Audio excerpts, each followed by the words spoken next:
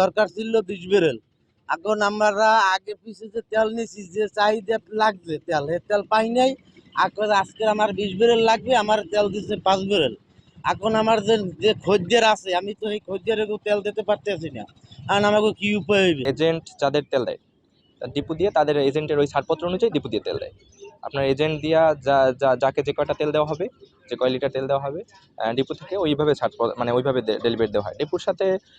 Depot তারপরও তারা ব্যবস্থা করতেছে যে এখন তেলের আমার ধারণা মতে তারা একটা ডিপোতে তেলের সংকট নাই, তারপরও তারা এইভাবে যে কমাই দিছে কারণ হচ্ছে যারা কৃত্রিমভাবে মজুত করতেছে তারা যাতে তেল না পায় এই মুহূর্তে।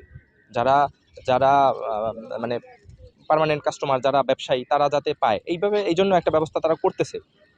তারপর আমরা কিছুটা ভুক্তভোগী। তারপর এখন যে 1 ব্যারেল তেল নিত, এখন তার চাহিদা 50 ব্যারেল, কিন্তু এইভাবে তো দেওয়া সম্ভব না। যে একটা মজুত করার একটা বিষয় আছে, যে এখান থেকে নিয়ে ডিপো থেকে নিয়ে একটা, বর্তমানে তো দেশের মানে বহির্বিশ্বের যে একটা যুদ্ধের কারণে যে একটা সংকটময় পরিস্থিতি বা এই জন্য আর কি আমরা পূর্বের মতো দিচ্ছি।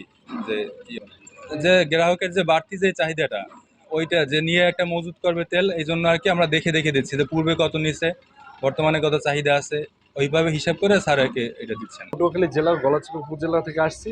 এখানে মূলত আমাদের ডিলারশিপ আছে মেঘনা পেট্রোলিয়াম লিমিটেডে।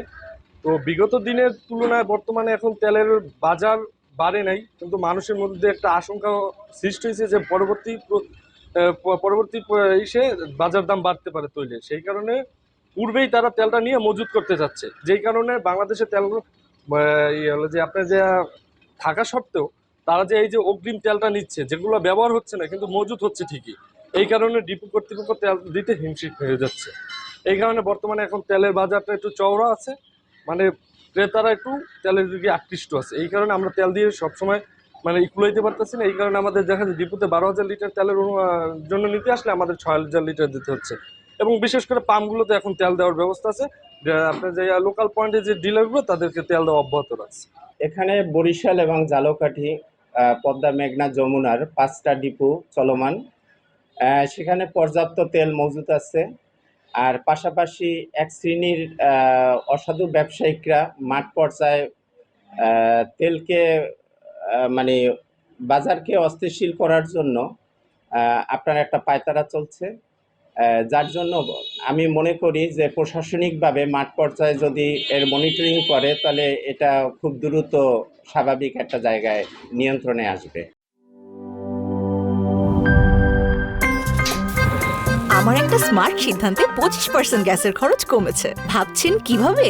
সাধারণ গ্যাস স্টোভ বদলে আমি এনেছি আরএফএল গ্যাস স্টোভ। এর সাইন্টিফিক নজল ও ব্রাস বার্নার ক্যাপ সমানভাবে তাপ ছড়িয়ে রান্না করে দ্রুত, তাই গ্যাসও বাঁচায় 25%, টাকাও বাঁচে 25%। আরএফএল গ্যাস স্টোভ নিরাপদ ও গ্যাস সাশ্রয়ী।